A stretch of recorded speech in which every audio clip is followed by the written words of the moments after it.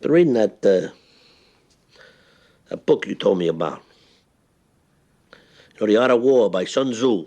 Ah, yes, The Art of War is a classic book, and nowadays it's the artists that could be writing the book on the war that they've declared on the Trump regime, as we have seen resistance art pieces popping up all over the country, and for that matter, all over the world. And yeah, it's happened again. So if you hit subscribe to Really American Media, I'll paint the picture for you, and I'm sure it will be a masterpiece. All right, but first, let's do a very quick recap of the pieces of art going after the pieces of crap in Mega World that we have seen to date. It all started on the mall in DC when this bronze poop statue showed up paying tribute to the brave mega men and women who held a peaceful protest on January 6, 2021, also known as a violent, batshit crazy riot and insurrection. Then we had the same anonymous artist leave a gold plated TV on the mall playing images of Trump and Epstein on a loop. Ouch. Then we had the dictator approved art piece showing up at the same spot with a gold hand of MAGA crushing our Statue of Liberty. Around that same time, an artist in France painted their own version of Lady Liberty in her country of origin. Hey, wait a minute, the Statue of Liberty is from France? Nobody tell Christy no. She'll either deport it or shoot it in the face. Continuing on, out in Utah, we spotted this giant head of Elon Musk touring the damage that Doge did to our national parks. Thanks for that. Then we had this mural at the Glastonbury Music Festival in Europe showing a long list of people, including Trump, Musk, and Vance, that they would like to send to Mars, which also included this display of a crushed Tesla. But how did that Tesla get crushed, you ask? Thank you for asking. I'm old enough to have seen fascism the first time around. Now it's coming back.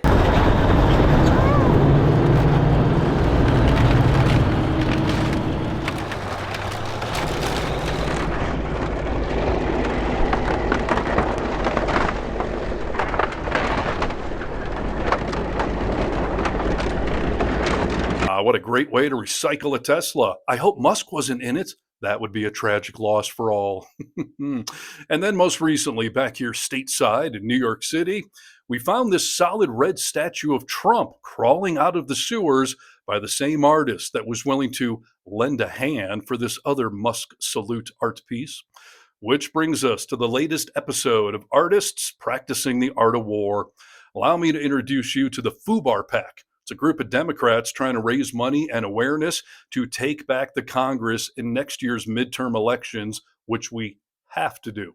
You know who everyone hates? America's most notorious cowfucker, JD Vance. So we had an incredibly stupid idea. What if we plastered everyone's favorite meme on a wall here in Philly as a reminder how much this guy sucks? Our new mural will serve as a physical reminder of how JD Vance is a fucking weirdo and a total sycophant for Donald Trump. This meme is a joke because this administration is a joke. Here at FUBAR Pack, we get a little creative on how we expose MAGA's bull. The latest example, their bullet. Trump is recklessly flooding the streets of DC right now with the National Guard, and it's dangerous and completely unnecessary. The mural is going to be up this weekend, but apparently this meme even got a tourist ban from the country. So please don't post or talk about it. It'd be such a shame if JD Vance found out about this. Yes, the now famous JD Vance fat, bald baby face meme, or whatever we're calling it. I would call it disturbing. And it's absolutely hilarious that it is caught on worldwide, and it was front and center when JD recently went across the pond. Vance, Vance, Vance!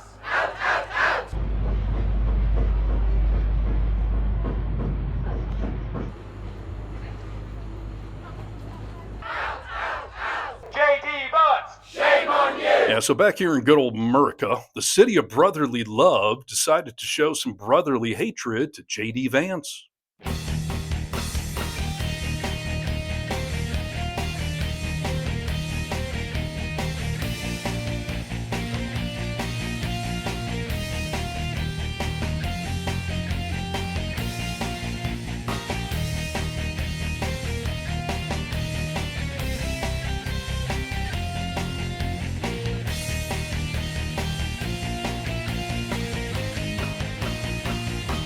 Yeah, late at night, the art went up, and the next day, the Phillians, or the Phillyites, Philitonians. whatever you call people from Philadelphia, they went out like Tiny Tim on Christmas morning to see the joy that awaited them.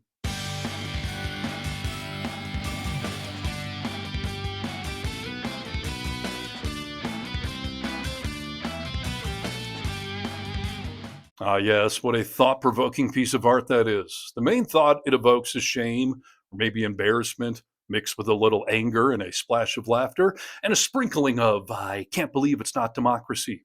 So tasty. And just like JD's reputation for banging couches, I hope he never outlives that image. I hope it's on his in memoriam highlight reel when he dies, of natural causes, obviously. And like I said, this hatred of Trump and Vance and all of these mega maggots, it is not unique to America. I spent a little time in Europe over the summer on vacation, and people there were truly afraid and disturbed when I told them I was an American. I think it's because I'm a white guy with a beard. I immediately would tell them, hey, I didn't vote for that guy. They knew exactly what that meant. It disarmed them, and then we had a nice chat, a little sip of wine.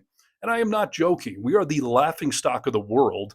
And when JD was just in Europe himself, they were not afraid to get vocal. I've got family in the US, and we're not hearing in the media the local colour of what's happening. People are being snatched off the street. People who've lived in the country for 20, 30 years are being grabbed and deported. Pregnant women are being treated badly. His idea of what a prison is and no due process is pretty horrendous. People feel unable to do anything. I've been in the UK for 30 years. I'm originally from Chicago. I feel so strongly against the authoritarian regime, what's happening to my country. I'm sickened by it. Everyone I know in the States is against this regime. And to that I say, stay tuned for more Planet Earth, because America won't be destroyed quite that easily, I think. There's some good people here fighting back, and all of those artists are on that list, and for that we salute you. And I would also encourage you to be on that list and join the resistance by liking this video, commenting below, and getting vocal. From the Vocal Minority with Nick and Steve podcast, which is also a work of art on a weekly basis, if I do say so myself, and it's available worldwide. Hello, Europe. I'm Steve Harness for Really American Media.